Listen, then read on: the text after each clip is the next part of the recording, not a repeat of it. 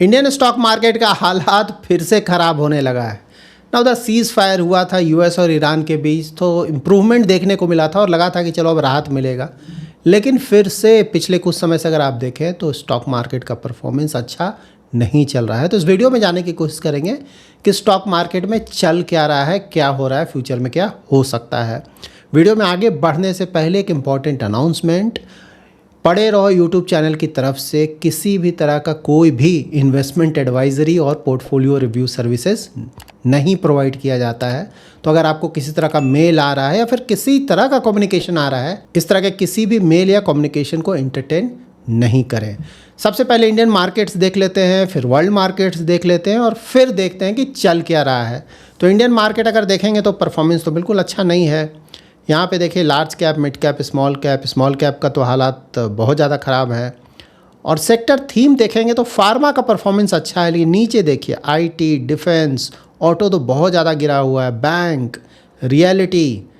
तो ओवरऑल आज बिल्कुल भी परफॉर्मेंस अच्छा नहीं रहा है। बाहर देख लेते हैं, बाहर क्या चल रहा है। यूएस मार्केट्स देखिए, यहाँ भी हालात बिल्कुल ख़राब है, खासकर नैस्डैक तो बहुत ज़्यादा गिरा।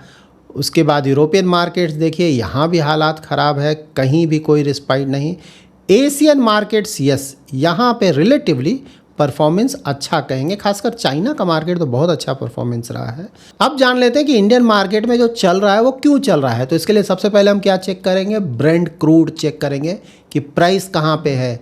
कल तो 80 के नीचे था, आज देखते हैं कहाँ पे है। तो आज देखिए 87 यूएस डॉलर्स के आसपास चला गया है, बहुत तेज़ी से ऊपर जा रहा है। क्यों जा रहा है, ऑफ कोर्स आगे हम डिस्कस करेंगे इसको।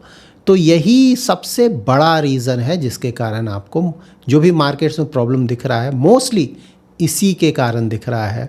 उसके बाद एक और बहुत इंपॉर्टेंट पॉइंटर जो कि मैं हमेशा बोलता हूँ आप लोग को देखने का, वो है यूएस का 10 ईयर जीसेक 4.5% से नीचे था, अभी कितना है 4.62%।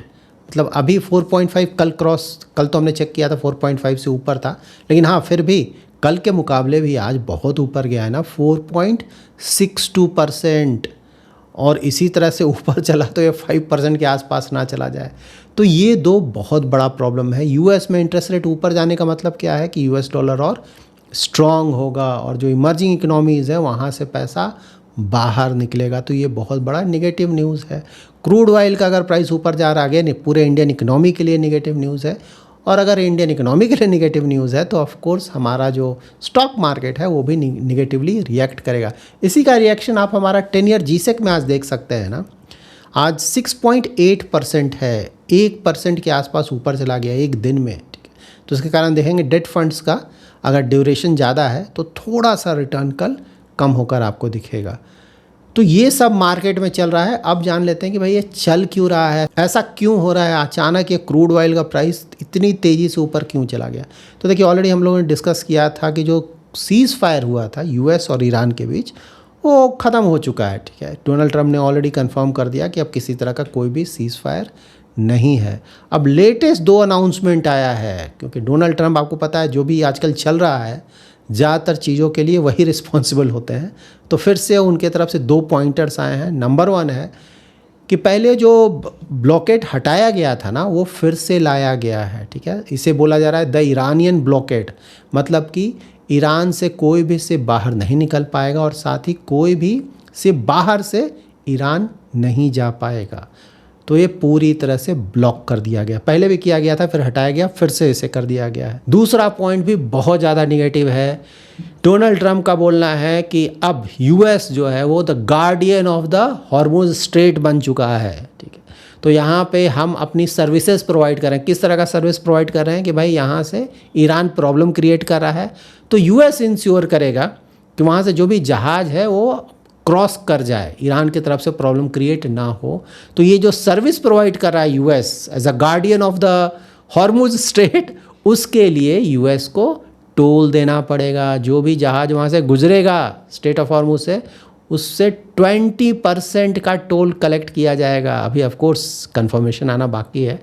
डोनाल्ड ट्रंप आपको पता है कुछ भी बोलकर निकल जाते हैं, तो फिर से इन्होंने इस तरह का स्टेट आ गया, इस तरह का उनके तरफ से अनाउंसमेंट। तो ये 2 पॉइंटर्स हैं, दोनों ही ऑफ कोर्स बहुत ज़्यादा निगेटिव है। तो देखते हैं इन दोनों फ्रंट्स पे। देखिए ब्लॉकेट तो लग गया हो तो चलेगा, लेकिन ये जो 20% वाला जो डोनाल्ड ट्रंप ने एक नया स्टेटमेंट डाल दिया है ना, वो देखते हैं आगे इस पर क्या क्लैरिटी आता है। ये पूरा का पूरा प्रॉब्लम डोनाल्ड ट्रंप का ही क्रिएट किया हुआ है। स्ट्रेट ऑफ हॉर्मुज़ पूरी तरह से खुला हुआ था, किसी तरह का कोई प्रॉब्लम नहीं था। ये ईरान पे अटैक हुआ, उसके बाद ईरान ने खुद को बचाने के लिए स्ट्रेट ऑफ हॉर्मुज़ पे प्रॉब्लम क्रिएट किया। अब ईरान स्ट्रेट ऑफ हॉर्मुज़ का इंपॉर्टेंस समझ चुका है, तो अब वो जो कंट्रोल है वो छोड़ना नहीं चाह रहा है। पहले जबकि पूरी तरह फ्री था, अब ईरान बोल रहा है कि नहीं, मेरे मंजूरी के बिना यहाँ से कोई भी शिप नहीं निकल पाएगा, और यूएस बोल रहा है कि नहीं, ऐसा नहीं करने देंगे। तो यही लड़ाई चल रहा है, और ये नियर फ्यूचर में तो ये प्रॉब्लम नहीं लग रहा है कि रिजॉल्व होगा। तो पूरे वर्ल्ड के लिए और ख़ासकर इंडियन इकोनॉमी के लिए भी ये कोई बहुत अच्छी खबर नहीं है। दूसरा यहाँ पे न्यूज़ आया है ना, इंडिया का CPI इन्फ्लेशन फिगर आया है जो कि बढ़ा है, उम्मीद भी था कि बढ़ेगा। 4.38% हो गया है ईयर ऑन ईयर जून में, अगर आप देखेंगे। 4.38%।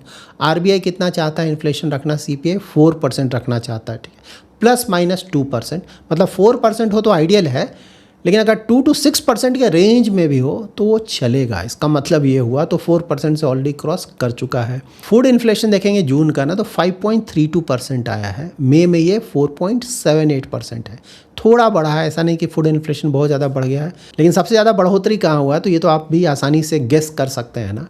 ट्रांसपोर्ट इन्फ्लेशन में मई में 1.75% था, जून में बढ़कर ये 4.31% हो गया है। और इंडिया तो आपको पता है ना, वर्ल्ड का 3rd लार्जेस्ट क्रूड इंपोर्टर भी है और कंज्यूमर भी है। तेल तो हमें चाहिए ही, हमें ज़रूरत है तेल का, और प्लस ज़्यादातर हम इंपोर्ट ही करते हैं।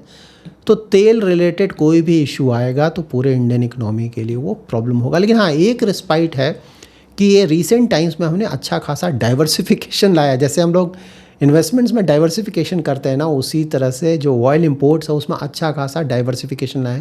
तो जो मिडिल ईस्ट पे हमारा डिपेंडेंस था ना, उसको काफ़ी हमने कम किया। रसिया से तो ऑलरेडी हम अच्छा खासा खरीद ही रहे हैं, उसके साथ साथ यूनाइटेड स्टेट्स हो गया, दैट इज़ US हो गया, वेस्ट अफ्रीका हो गया, लैटिन अमेरिका हो गया, बहुत जगह से तेल खरीद रहे हैं। ब्राज़ील है, गुआना है, वेनेजुएला है, बहुत जगह से। तो एटलीस्ट तेल की कमी नहीं हो गई, क्योंकि वर्ल्ड में तेल का कमी नहीं है। लेकिन हाँ, प्रॉब्लम कहाँ है? प्राइस बढ़ने से। मैंने बताया था ऑलरेडी कल भी आप लोगों को ना, कि 80 के जब ऊपर जाने लगेगा तो फिर हमारे लिए कंफर्टेबल सिचुएशन नहीं है। 80 to 100 बिल्कुल कंफर्टेबल नहीं है, और 100 से ऊपर जाने लगेगा तब तो बहुत बड़ा प्रॉब्लम क्रिएट करेगा इंडियन इकनॉमी के लिए। अब यहाँ पे जब भी इन्फ्लेशन ऊपर जाने लगता है, क्रूड ऑयल का प्राइसेस ऊपर जाने लगता है, तो इंटरेस्ट रेट हाइक का रिस्क बढ़ जाता है। यूएस देख रहा है ना 10 ईयर जिसे इसीलिए इतना ऊपर चला गया 4.62%, क्योंकि अब क्रूड ऑयल का प्राइस ऊपर जाने लगा है, तो अब लग रहा है कि नहीं इन्फ्लेशन और बढ़ेगा, तो ऑफकोर्स इंटरेस्ट रेट हाइक का वहाँ पर डर आ गया है। इंडिया में भी देखना होगा ये जो बढ़ रहा है ना, इसका सेकंड राउंड इफेक्ट कैसे आता है। तो सबसे पहले तो ठीक बात है, फ्यूल प्राइसेस ऊपर जाएगा, लेकिन उसके कारण बाकी सभी चीज़ धीरे धीरे अफेक्टेड होगा। सभी लाइक फूड प्राइसेस भी उसके कारण ऊपर जाने लगेगा। प्लस जो दूसरे सामान जो बन रहा है जिसमें इसका यूजेस है ना, ट्रांसपोर्ट, सभी लोग, सारा इंडस्ट्री ट्रांसपोर्ट यूज़ करता है ना, तो जब ट्रांसपोर्ट का प्राइस ऊपर जा रहा है तो नेचुरली थोड़ा ऐड ऑन होगा फूड प्राइसेस में, सभी जगह ये थोड़ा बहुत ऐड ऑन होगा, और धीरे धीरे इसी को बोलते हैं सेकेंडरी राउंड।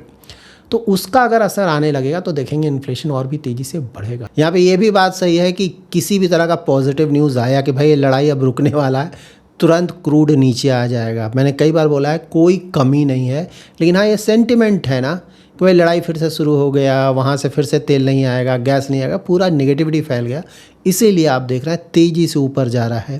और उसके बाद हमारे लिए एक और प्रॉब्लम मानसून का है, देखते हैं कैसा चलता है। फिलहाल तो पहले के मुकाबले इम्प्रूवमेंट आया है, अल नीनो इफेक्ट देखना पड़ेगा क्या होता है। अगर ये सब आया तो हमारा फूड इन्फ्लेशन भी बढ़ने लगेगा, जिसके कारण ओवरऑल इन्फ्लेशन बढ़ने लगेगा, और उसके कारण इंडिया में भी इंटरेस्ट रेट हाइक के चांसेस बढ़ने लगेंगे। लेकिन फिलहाल ऑफकोर्स उतना दूर हमें नहीं जाना चाहिए कि इंटरेस्ट रेट हाइक तुरंत हो जाएगा, ऐसा कुछ नहीं है, कुछ समय लगेगा। देखते हैं सिचुएशन कैसा आता है। अगर आने वाले कुछ दिनों में अगर सेटल कर जाता है मामला, ऑफकोर्स कोई खास प्रॉब्लम नहीं होगा, लेकिन अगेन ये लंबा घींचता है तब तो प्रॉब्लम होगा, और उसके लिए हमें मेंटली प्रिपेयर्ड होना होगा। अब इंडिया में रिजल्ट सीजन चल रहा है ना, कंपनीज़ का रिजल्ट आ रहा है, तो अगर वहाँ थोड़ा पॉजिटिव न्यूज़ आया तो स्टॉक मार्केट के लिए अच्छा होगा। देखिए जब भी रिजल्ट सीजन आता है ना, तो इन्वेस्टमेंट का अच्छा अपॉर्चुनिटी प्रोवाइड करता है। मान लीजिए कोई अच्छे क्वालिटी का स्टॉक है, आपने उसे सेलेक्ट करके रखा है, तो वहाँ पे किसी कारण से शॉर्ट टर्म के लिए अगर उसका जो परफॉर्मेंस है वो ख़राब होता है, तो मार्केट उसे बुरी तरह से पनिश करेगा। अगर पनिश करेगा तो इन्वेस्टमेंट का अच्छा अपॉर्चुनिटी होगा। तो जब भी रिजल्ट सीजन होता है ना, तो ये सब चीज़ों को भी ध्यान में रखना चाहिए कि अगर कोई कंपनी बहुत अच्छा कर रहा है, शॉर्ट टर्म के प्राइस मूवमेंट ना, अगर किसी कारण से उसका नीचे चला गया, रिजल्ट थोड़ा ख़राब आया, पूरा गिर गया 10% 15%, तो वहाँ पे बाइंग अपॉर्चुनिटी अच्छा होता है, प्रोवाइडेड कंपनी अच्छी क्वालिटी की हो और वैल्यूएशन भी ठीक ठाक हो। वहाँ पे गलती करेंगे तब तो आपको स्टॉक मार्केट में प्रॉब्लम होगा ही। तो अगेन, जैसा कि मैं हमेशा बताता हूँ, पढ़े रहो, गुड क्वालिटी और लॉन्ग टर्म पढ़े रहना है, सोना नहीं है। टाइम टू टाइम पोर्टफोलियो को रिव्यू करना बहुत ज़रूरी है, और मार्केट में अगर कोई बड़ा चेंज आ रहा है तो उसके अकॉर्डिंग टू पोर्टफोलियो में थोड़ा बहुत चेंजेस कर सकते हैं। पोर्टफोलियो में बहुत ज़्यादा चेंजेस करने का मतलब नहीं बनता। अगर आपका पोर्टफोलियो अच्छे क्वालिटी का है, लॉन्ग टर्म का है, पोर्टफोलियो में किसी भी कारण से बहुत ज़्यादा चेंजेस आइडियली हमें नहीं करने चाहिए। So that's it in this video. अगर आपको ये वीडियो पसंद आया है तो जरूर लाइक एंड शेयर करें। पहली बार हमारे यूट्यूब चैनल पे आ रहे हैं तो चैनल को जरूर सब्सक्राइब करें और हाइप जरूर करें। Thanks lot for watching.